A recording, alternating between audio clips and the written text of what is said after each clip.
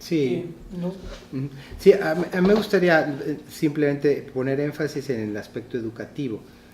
O sea, si nosotros estamos estudiando las tradiciones musicales de México, pues buena parte de ellas, o gran parte de ellas, son tradiciones orales.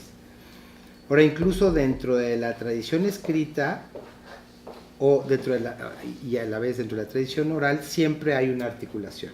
O sea, la gente aprende a leer, aprende a escribir, pero al mismo tiempo tienen su tradición y utilizan formas de escritura, incluso formas de escritura que ellos mismos inventan como formas, como recursos de memoria para mantener, ¿no?, un repertorio, generar un repertorio.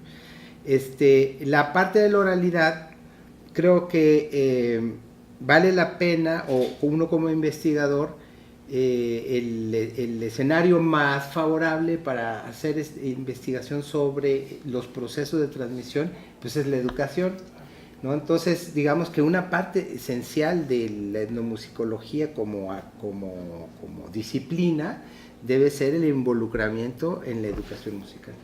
O sea, como condición, casi, ¿no? Porque es el laboratorio perfecto para aprender cómo se dan los procesos, y al mismo tiempo que estás incidiendo en una, digamos, en un concepto más contemporáneo de la función que tenemos como investigadores, ¿no?, de incidir socialmente. Por ejemplo, cuando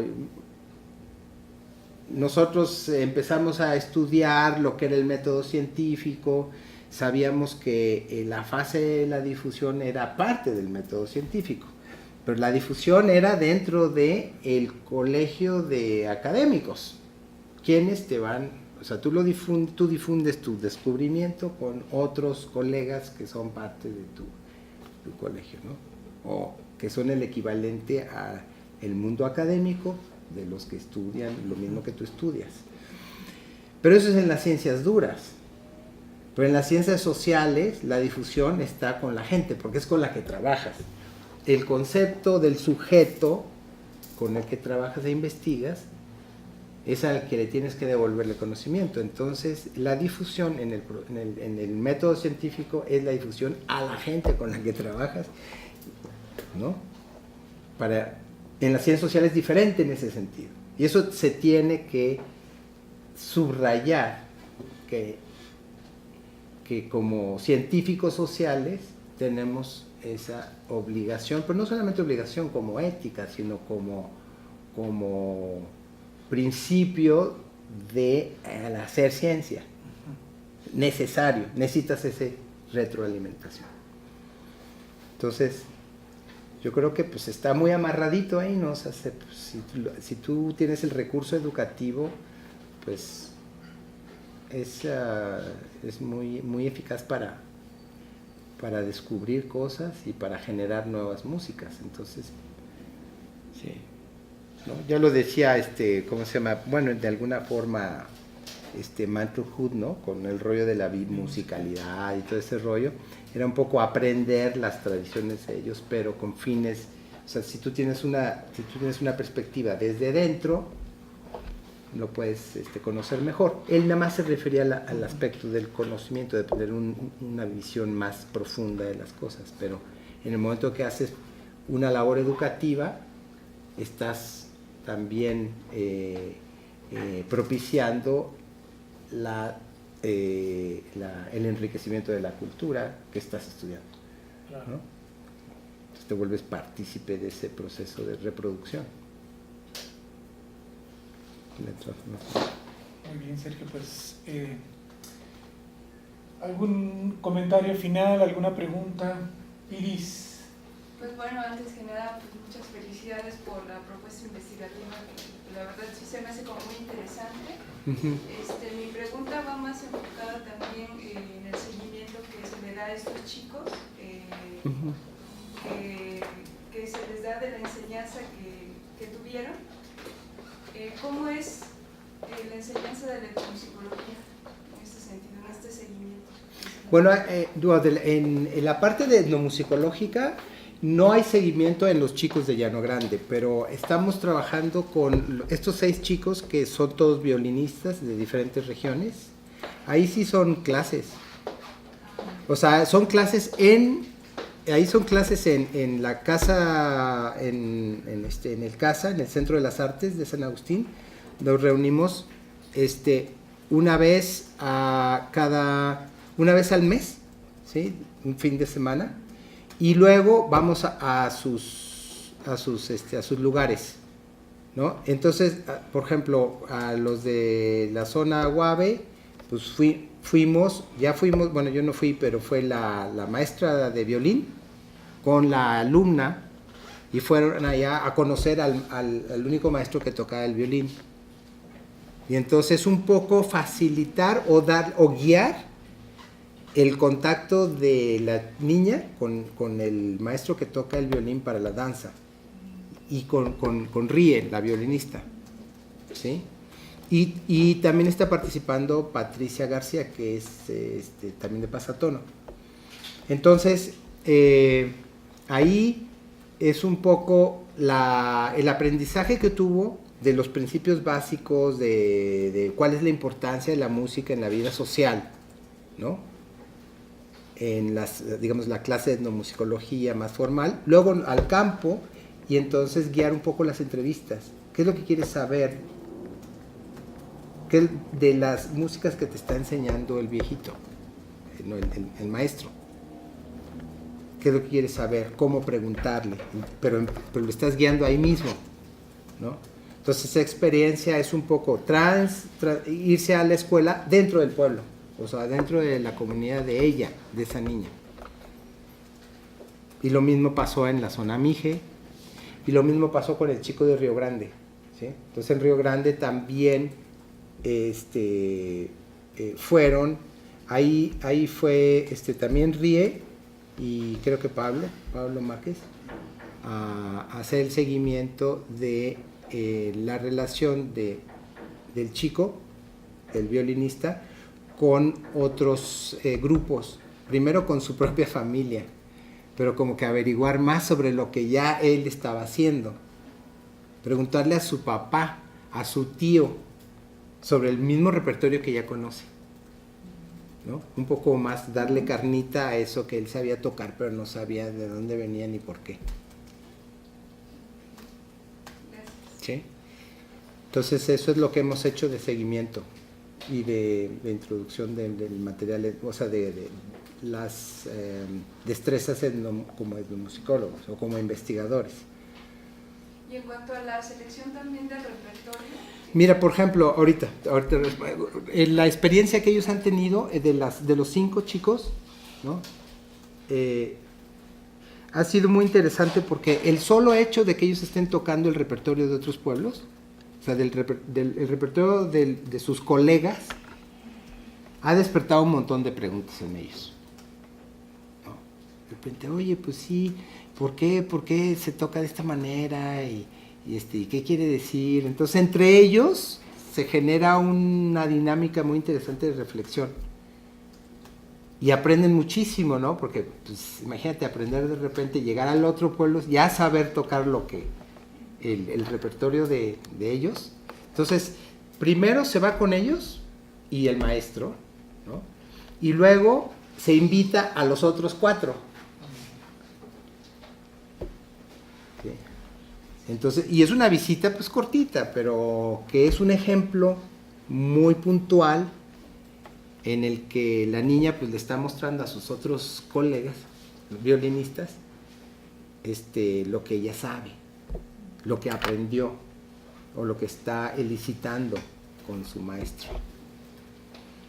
Entonces se hace como un grupito entre que ellos mismos se motivan para hacer preguntas, para cómo abordar, ¿no?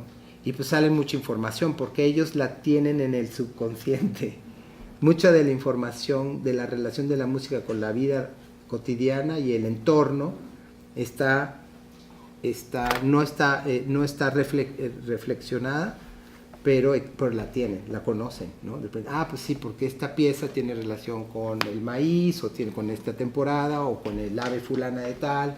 Entonces empieza a cobrar sentido la pieza musical con el entorno que ya conocen, ¿no? Entonces sí han surgido pláticas interesantes con ellos, que creo que ahí sí estoy seguro que ha sido un aprendizaje definitivo, ¿no? Para ellos. Y creo que lo importante ahí es que estos proyectos se hagan o sea, yo no creo en un proyecto intercultural de educación de la música en una escuela, ¿no? Por ejemplo, el SECAM o el SECAM de Michoacán, es muy difícil. O sea, no, es mejor hacerlo de poquitos en sus pueblos. En sus pueblos. Porque la modalidad escolarizada no funciona para la música tradicional, no, yo creo. Sí, bueno, de mi experiencia personal también, ahorita que comentaba esto, yo soy del estado de Oaxaca. Sí. Y dentro de la tradición de música de banda, tengo familiares que dicen, no, pues yo no quiero estudiar música en una academia, ¿no? Sino simple y sencillamente el conocimiento pues ha sido más de una forma local, ¿no? Con los maestros, los señores que ya tienen como una trayectoria musical en la comunidad, ¿no?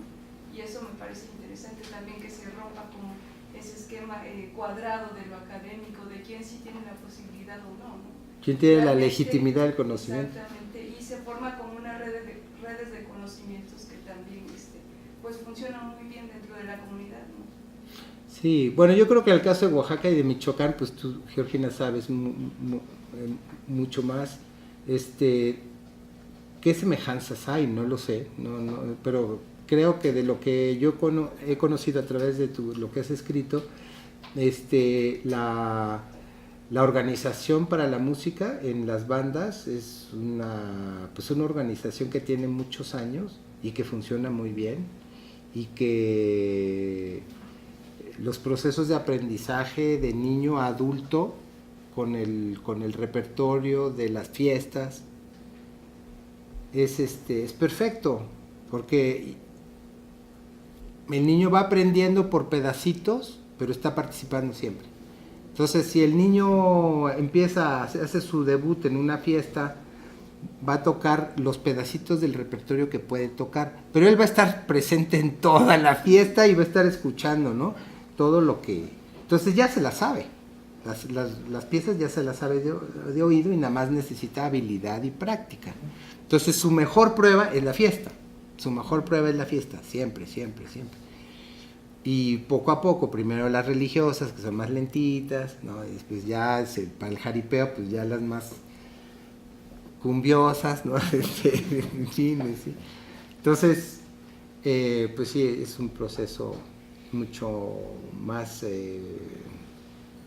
efectivo, ¿no? Es mucho más efectivo. Pero de todas maneras, en ese proceso poder incidir de alguna manera, por ejemplo, en otra perspectiva. Yo he trabajado como historiador, entonces yo he trabajado con rescate de archivos. Entonces a mí me llamaba mucho la atención que la gente hablaba de sus tíos, sus abuelos, sus tatarabuelos músicos y quién sabe qué, y dice, ¿y por qué no van a ver en el archivo? Si saben que ahí está, ¿no? Entonces yo lo que entendí fue así como una iluminación en un momento dado, que dije, bueno, no, es que el archivo es un bulto sagrado. El archivo, así, los bultos que están ahí, son objetos sagrados. La historia está en la memoria oral. Y aunque pueden leer y reconstruir su historia escrita, y las rolas de sus abuelos no lo hacen más que las que ya están dentro de la oralidad, que se conservaron dentro de la oralidad. Porque si no, no había manera de explicar por qué. Pues no ponían a hurgar y buscar, pues sí, la partitura de mi abuelo. Entonces es mucho más fuerte el sentido de la conservación o de la memoria oral que de la memoria escrita. Aunque ahí está y sabe leer, ¿no?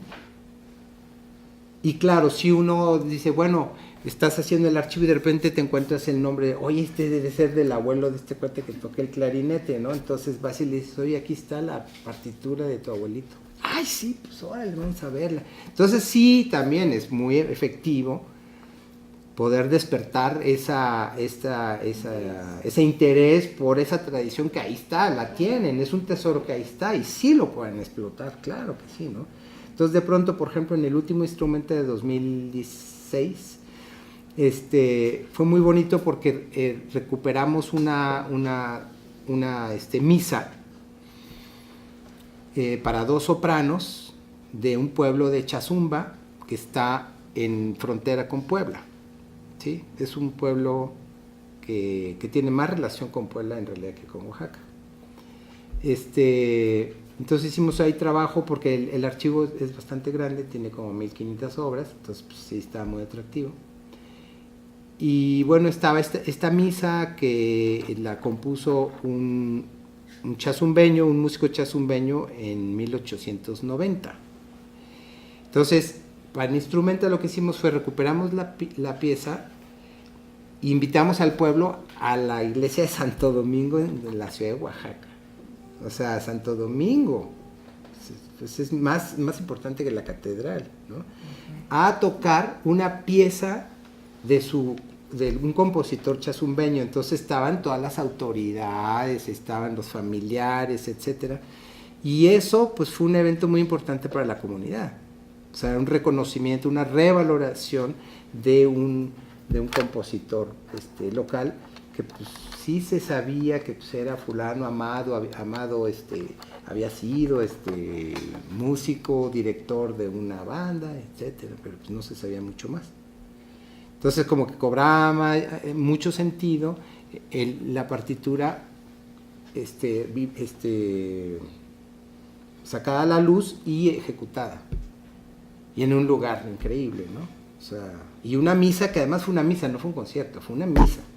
Y hubo comulgaron y todo. Entonces eso fue también muy interesante, ¿no? De que no fue un performance fuera de la parte ritualística católica. Y creo que fue, pues, ¿no? Así como que un granito también ahí de arena para,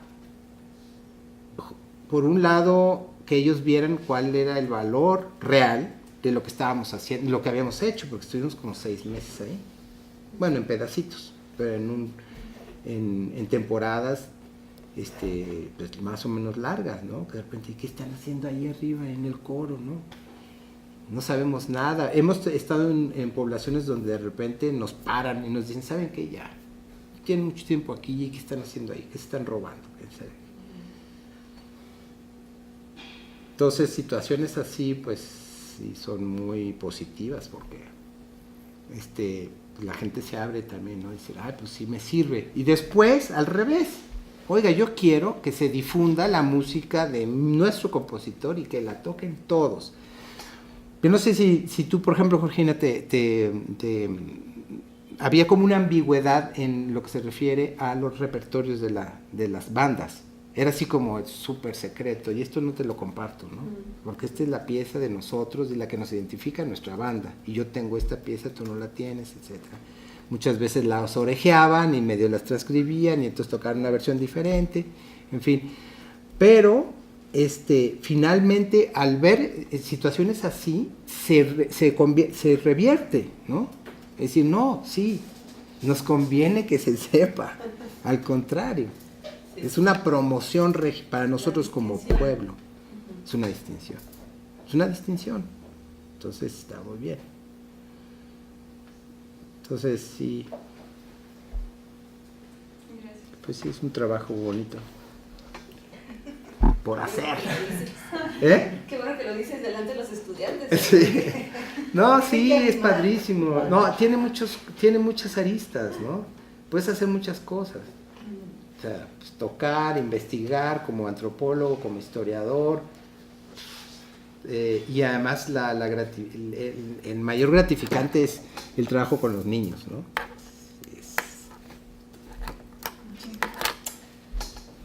Sergio, pues Muchas gracias. Si no hay más comentarios, yo creo que lo que nos has presentado es en realidad un modelo de trabajo, ¿no? Que puede inspirar no solamente a los que estamos aquí, sino a las personas que después pueden ver los videos, la documentación. Creo que puede ser bastante sugerente, bastante inspirador de cómo este modelo que ustedes implementaron en una región muy específica puede funcionar para restituir repertorios, tradiciones y al mismo tiempo incentivar desde abajo, pues que sigan, que recuperen, que reactiven, que restituyan pues tradiciones, ¿no? Prácticas musicales que en ciertas regiones se han ido diluyendo. Sí. Otra cosa más que Sí. bueno, pues, no sé si vieron que estaba Natalia Arroyo ahí.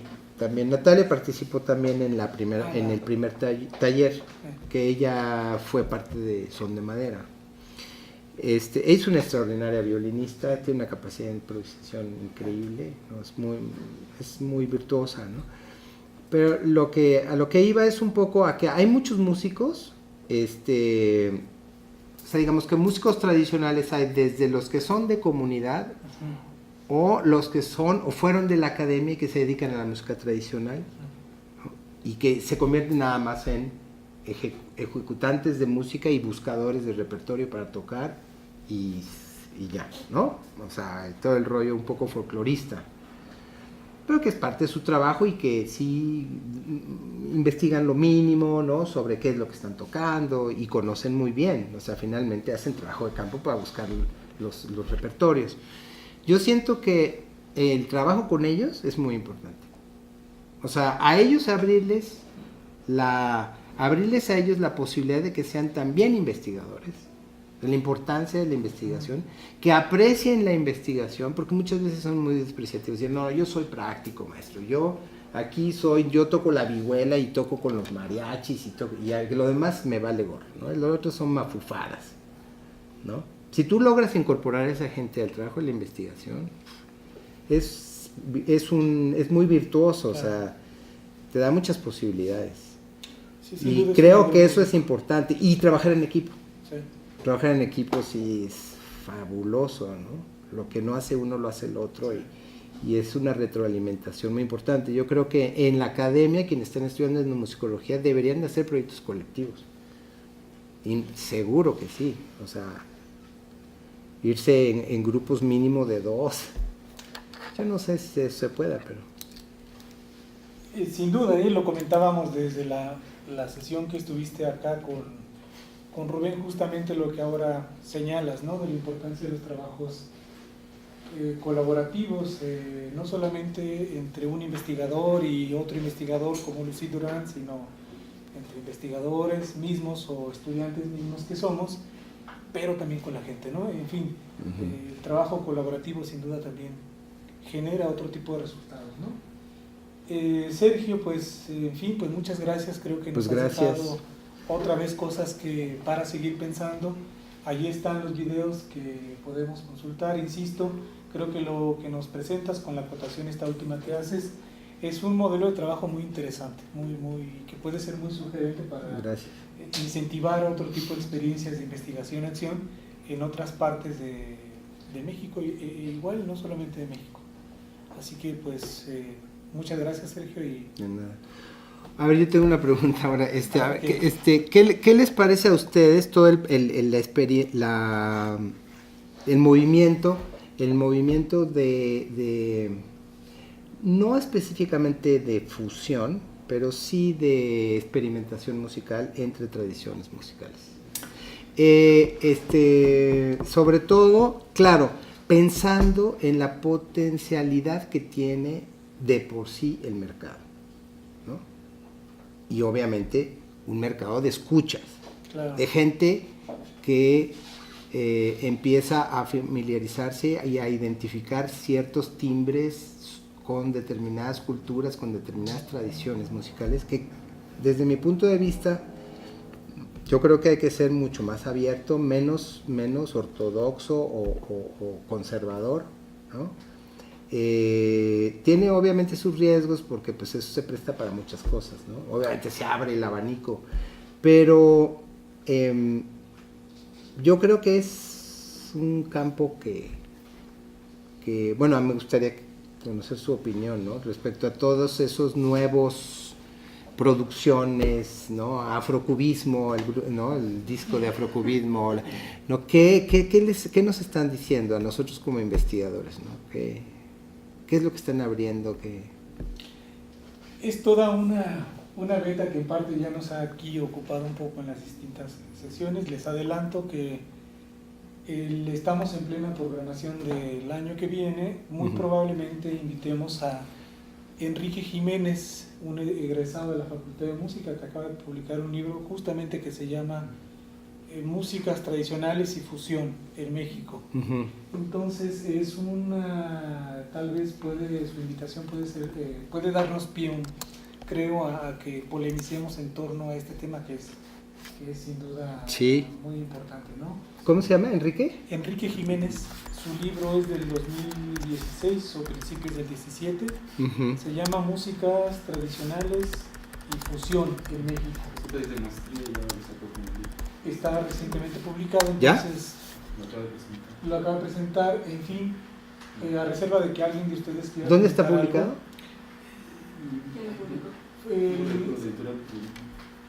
Pues el Consejo Nacional, el Conaculta, yo creo.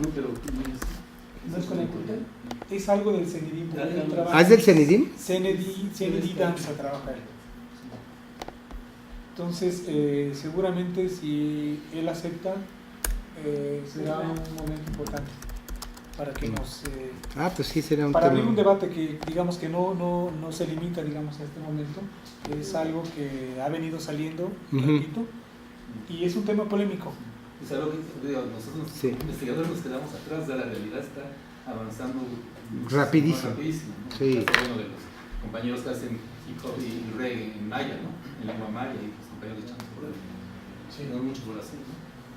Por cierto, mañana en el 13º Foro Internacional de la Música Tradicional, organizado por la Fonoteca de Lina, precisamente mañana se presentan como parte de los momentos más bien de actuación musical, un grupo de ska, soque. Entonces, a propósito, ¿no? Puede ser interesante quien guste asistir. Aquí tengo algunos programas. ¿Es del foro allá en el museo? En el Museo Nacional de Antropología. Entonces, quien guste, aquí tengo algunos otros a 10 pesos. Miren, estamos ya sobrados un poco de tiempo. Retomaremos sin duda, Sergio, tu pregunta, tu inquietud que nos has dejado aquí. Creo que queda como una pregunta abierta. Seguiremos polemizando sobre este asunto. Y pues no resta más que darte las gracias por tu participación. Pues gracias a ustedes. Las puertas están abiertas. Cuando gustes regresar, aquí te podemos recibir.